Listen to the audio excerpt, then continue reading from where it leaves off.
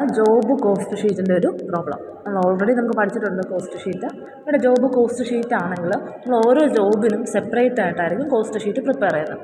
അതുകൊണ്ട് തന്നെ നമ്മൾ ഹെഡിങ് കാണിക്കുമ്പോൾ cost sheet for the job number എന്ന് പറഞ്ഞാൽ ആ ജോബ് നമ്പർ ഇട്ടിട്ട് വേണം നമ്മൾ ചെയ്യാനായിട്ട് തുടങ്ങാൻ. ബാക്കി നമ്മളെല്ലാം പഴയ രീതിക്കാണ് ചെയ്യുന്നത്.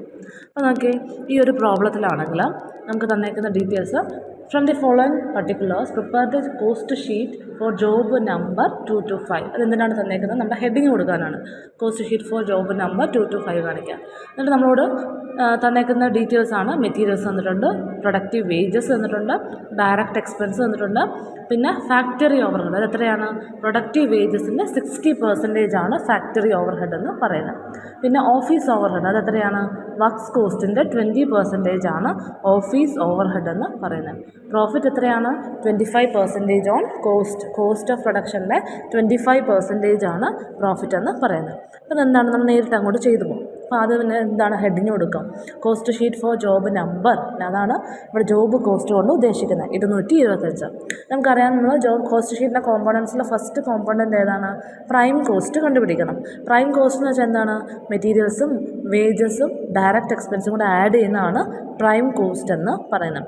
ആ പ്രൈം കോസ്റ്റ് കിട്ടിക്കഴിഞ്ഞാൽ നമുക്ക് രണ്ടാമത് അതിൻ്റെ കൂടെ എന്ത് ആഡ് ചെയ്യണം?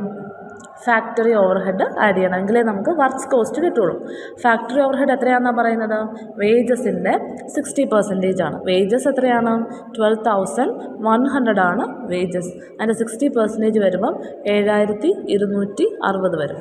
അപ്പോൾ പ്രൈം കോസ്റ്റിന് കൂടെ ഫാക്ടറി ഓവർ ഹെഡ് ആഡ് ചെയ്യുമ്പോൾ നമുക്ക് വർക്ക്സ് കോസ്റ്റ് കിട്ടും. ഈ വർക്ക്സ് കോസ്റ്റിൻ്റെ 20% ആണ് എന്തെന്ന് പറയുന്നത്? ഓഫീസ് ഓവർ ഹെഡ് എന്ന് പറയുന്നത്. അപ്പോൾ ആ 20% ആണ് 5,724 എന്ന് പറയുന്നത്. അപ്പോൾ വർക്ക്സ് കോസ്റ്റിനൂടെ ഓഫീസ് ഓവർ ഹെഡ് കൂടെ ആഡ് ചെയ്യുമ്പോൾ നമുക്ക് കോസ്റ്റ് ഓഫ് പ്രൊഡക്ഷൻ കിട്ടും.